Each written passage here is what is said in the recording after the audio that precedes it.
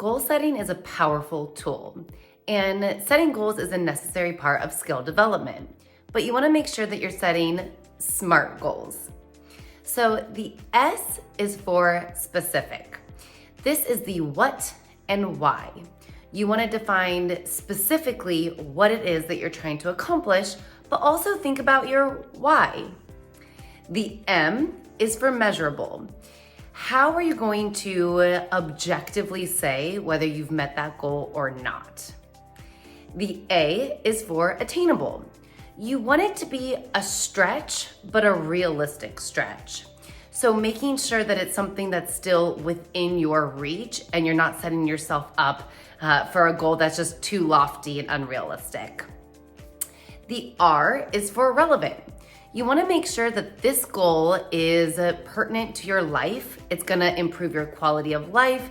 It's relevant to your bigger overall goal. And lastly, the T is time bound. So we want to make sure that we can set a time date or a specific timeline for these goals.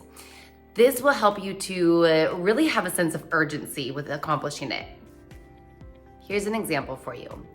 Saying, I want to improve my nutrition is a good goal, but it's not necessarily a SMART goal.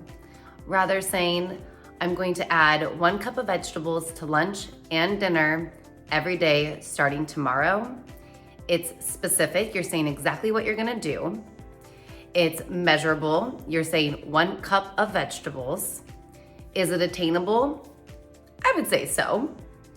Relevant, is that going to help you meet your goal of eating more healthfully and improving your health?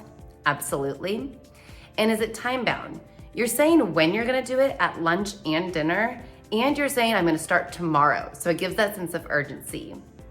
That is a SMART goal.